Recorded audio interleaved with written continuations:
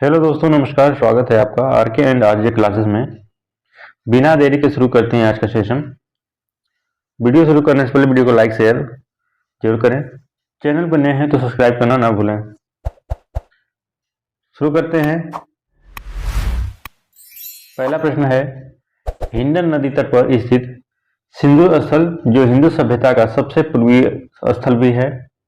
ए Alamgirpur, B Kot Diji, सी Dholavira, D Lothal. इस प्रश्न का सही उत्तर होगा ए आलमगीरपुर।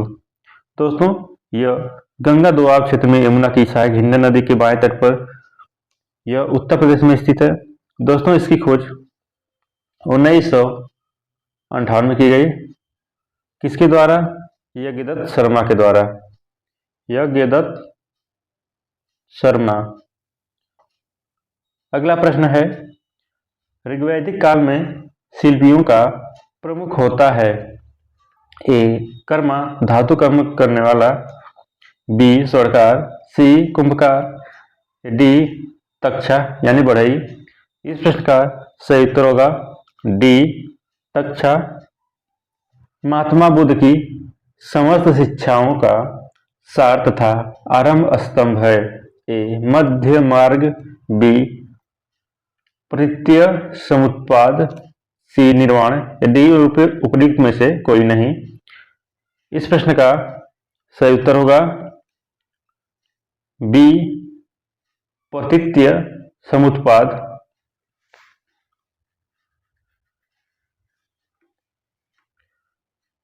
अगला प्रश्न है, अशोक का वह अभिलेख जो उसके जीवित भाइयों के परिवार का उल्लेख करता है।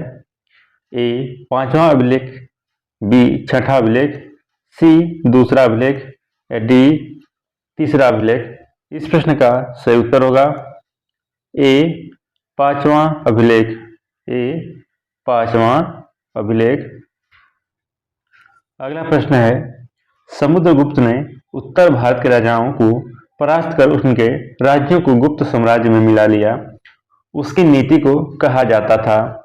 ए ग्रहण मोक्षानुग्रह, बी अधीनस्थता, सी प्रस्फोद्धरण, डी उपयुक्त में से कोई नहीं। इस प्रश्न का सही उत्तर होगा सी प्रस्फोद्धरण। प्रस्फोद्धरण। अगला प्रश्न है, राजपूत विदेशी सिथियन जाति की संतान थे। इस मत का प्रतिपादन किया। A Altekar, B colonel James Tod, C B Smith, या डी उपयुक्त में सभी। इस प्रश्न का सही उत्तर होगा बी कर्नल जेम्स टॉड।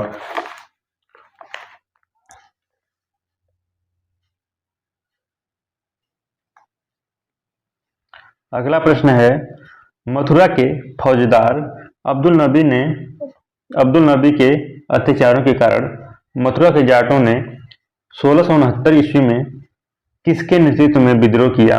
ए चूड़ामन, बी तिलपत, सी गोकुल, या डी राजाराम। इस प्रश्न का सही उत्तर होगा सी गोकुल। इस प्रश्न का सही उत्तर होगा।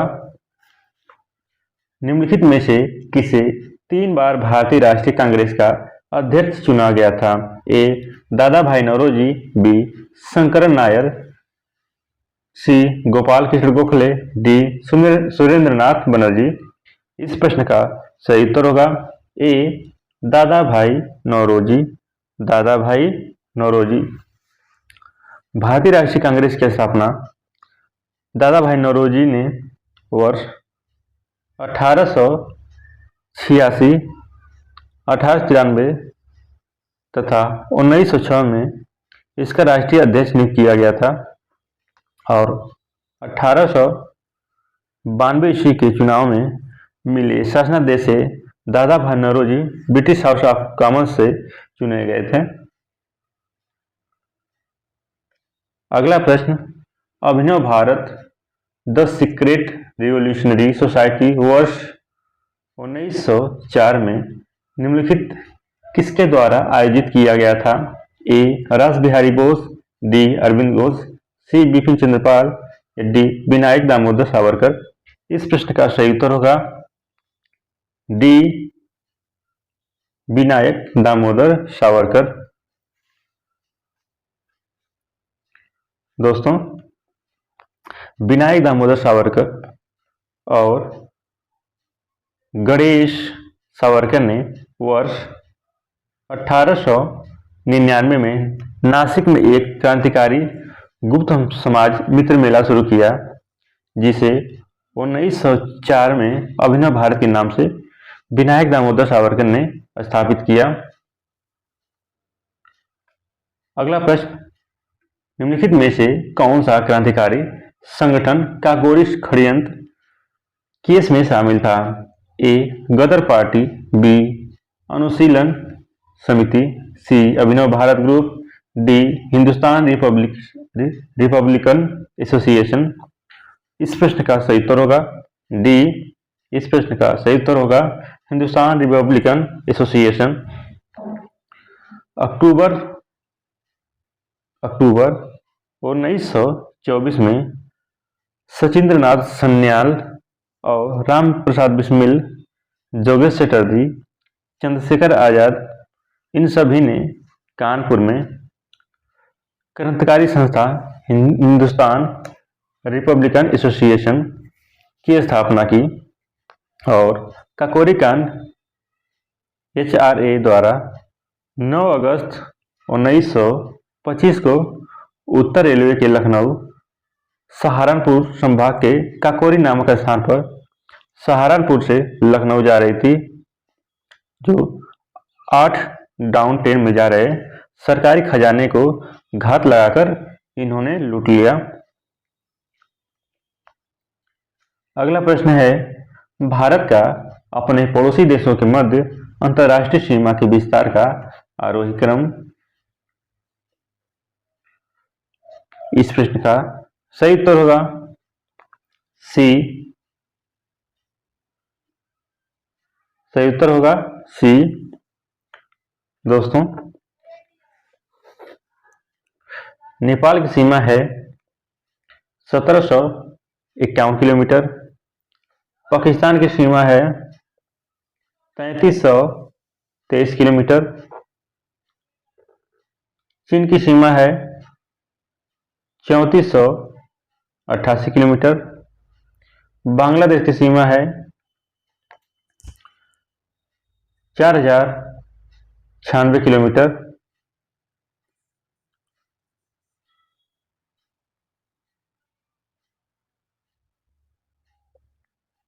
अगला प्रश्न है, निम्नलिखित कथनों पर विचार कीजिए।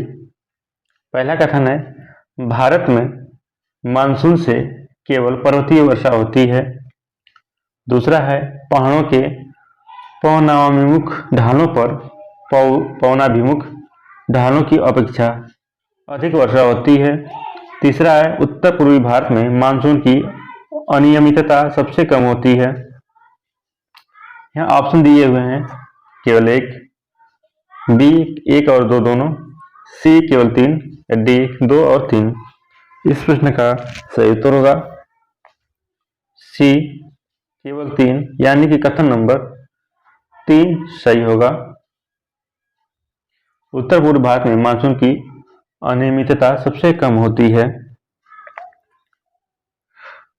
भारत में मानसून से होने वाली वर्षा का कुछ भाग पर्वतीय वर्षा के रूप में होता है तथा कुछ चक्रवाती तथा संवहनीय वर्षा के रूप में भी होती है। अगला प्रश्न, भारत में सर्वाधिक सोने का उत्पादन करने वाला राज्य कौन से हैं?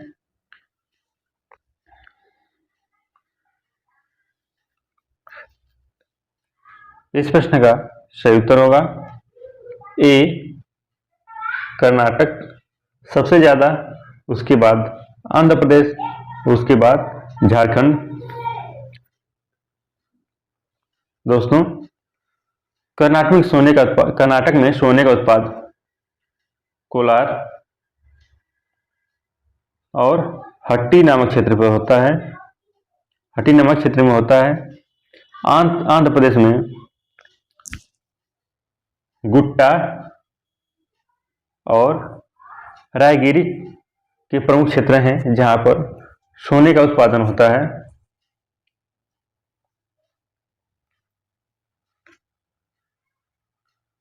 अगला प्रश्न, एस्कर से संबंधित कथनों पर विचार कीजिए।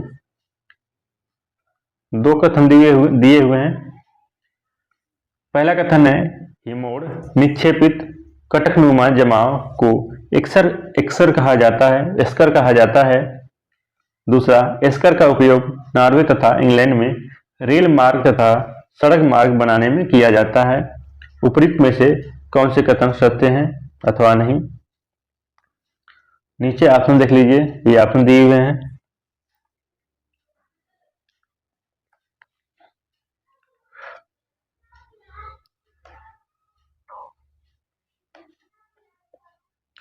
हिमोड़ निक्षेपित कटकनुमा जमाव को एस्कर कहा जाता है, यह कथन बिल्कुल सही है, यानी कि ऑप्शन नंबर ए इसका उत्तर होगा।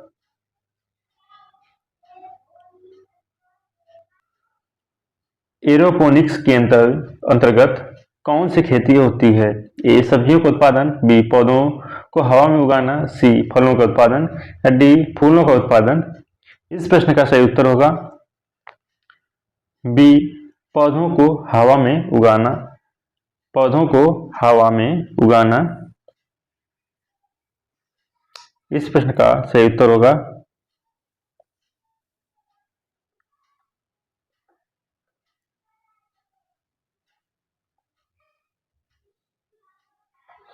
दोस्तों एक वर्ड है हाइड्रोपोनिक्स।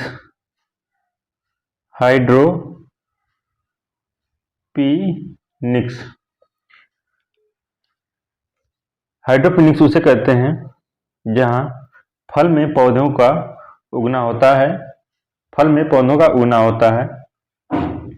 अगला प्रश्न है, भारत में कृषि क्षेत्र में वर्ष 21-22 में कितने प्रतिशत वृद्धि हुई? ए 4%, बी 3%, सी 3.9% या डी 3.8%। इस प्रश्न का सही उत्तर होगा सी 3.9%। 3.9%। अगला प्रश्न है, स्वतंत्र भारत की प्रथम औद्योगिक नीति की घोषणा की गई थी। ए 6 जून 1949, बी 6 अप्रैल 1948, सी 9 मई 1947 या डी 10 अप्रैल 1956। इस प्रश्न का सही उत्तर होगा बी 6 अप्रैल 1948। 6 अप्रैल 1948। अगला प्रश्न है, भारत में गरीबी को परिभाषित किया गया। ए लोगों के जीवन स्तर से, बी परिवार की आय से, सी परिवार के सदस्यों की संख्या से, डी कैलोरी प्राप्ति से। इस प्रश्न का सही उत्तर होगा कैलोरी प्राप्ति से। भारत में गरीबी के निर्धारण हेतु वर्ष 1977 में योजना आयोग द्वारा डॉक्टर वाई के अल्हा की अध्यक्षता में एक समिति का गठन किया गया। इस कार्यदल द्वारा जनवरी 1979 में अपनी रिपोर्ट प्रस्तुत की गई।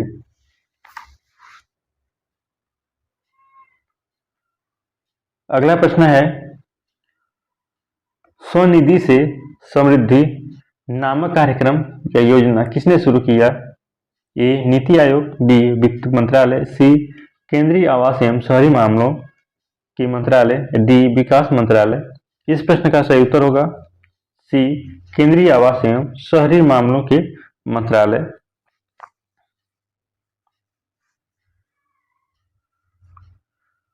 पीएम स्वनिधि योजना का एक अतिरिक्त कार्यक्रम है और इसे 4 जनवरी 2021 को 125 शहरों में पीएम स्वनिधि लाभार्थियों और उनके परिवारों के सामाजिक आर्थिक प्रोफाइल को चिन्हित करने के लिए लॉन्च किया गया था।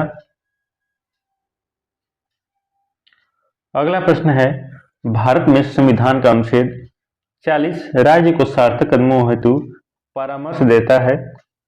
ए सामान्य वित्त संहिता के संबंध में। 20 ग्राम पंचायतों के संगठन के संबंध में। सी नगरपालिकाओं के गठन के संबंध में। डी कर्मकारों के लिए निर्वाह योग्य मजदूरी के संबंध में। इस प्रश्न का सही उत्तर होगा बी ग्राम पंचायतों के संगठन के संबंध में।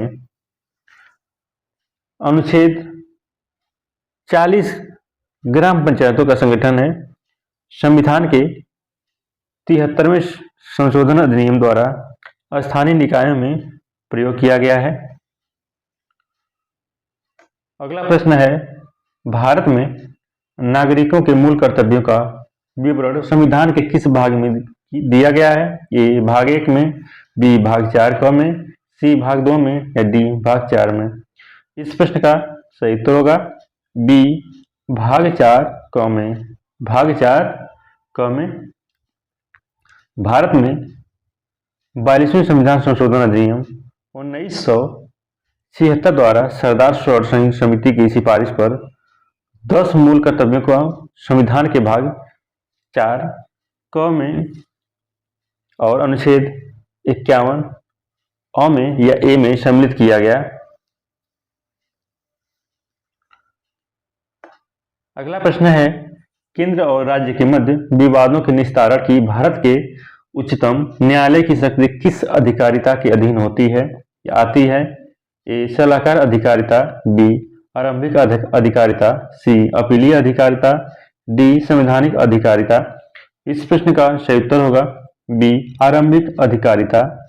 बी आरंभिक अधिकारिता।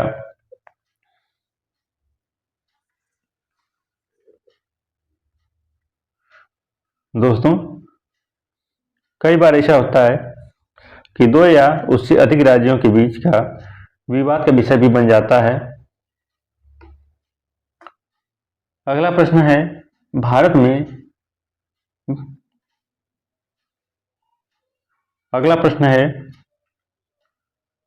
निम्नलिखित में से किसे जिला स्तर पर राज्य सरकार की आंख, कान और भुजा माना जाता है?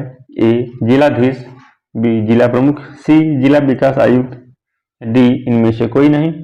इस प्रश्न का सही उत्तर होगा ए जिलाधीश। ए जिलाधीश। जिला कलेक्टर जिले का प्रशासनिक अधिकारी होता है। अगला प्रश्न है, उच्च न्यायालय के न्यायाधीशों की नियुक्ति कौन करता है? ए राज्यपाल, बी राष्ट्रपति, सी मुख्यमंत्री, डी उच्चतम न्यायालय का मुख्य न्यायाधीश। इस प्रश्न का सही उत्तर होगा बी राष्ट्रपति। बी राष्ट्रपति। अगला प्रश्न है, संयुक्त वसा का उदाहरण है? ए वसी अम्ल, बी घी, सी ग्लाइकोलिपिड या डी तेल। इस प्रश्न का सही उत्तर होगा सी ग्लाइकोलिपिड। सी ग्लाइकोलिपिड।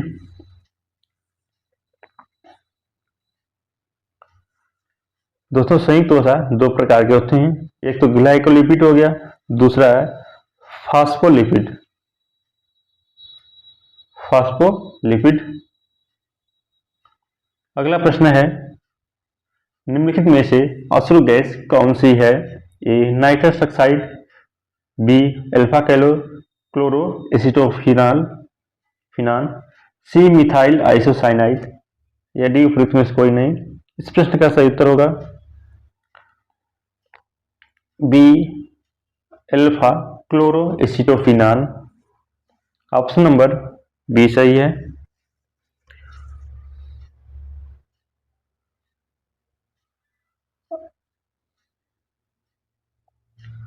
अश्रु गैस का प्रयोग कभी कभी अनियंत्रित भीड़ को तितर बितर करने के लिए किया जाता है।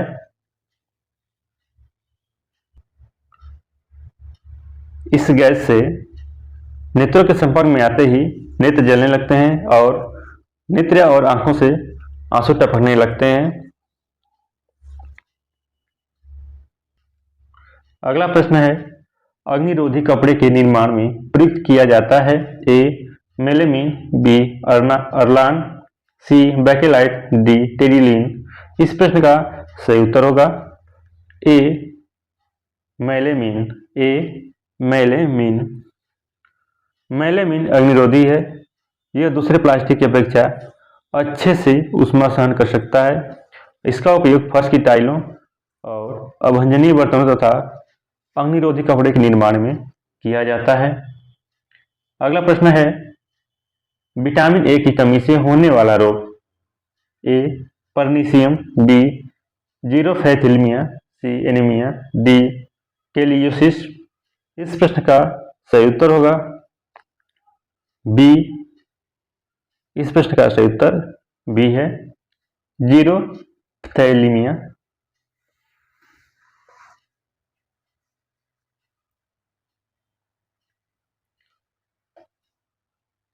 अगला और आज का अंतिम प्रश्न, निम्नलिखित में से द्रव धातु है।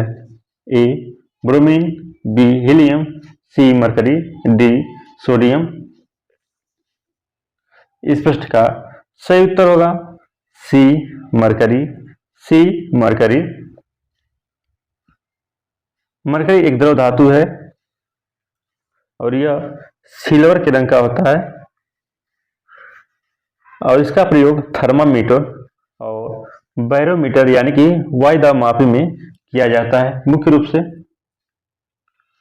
आज का सेशन यही समाप्त होता है। धन्यवाद दोस्तों, मिलते हैं अगले सेशन में।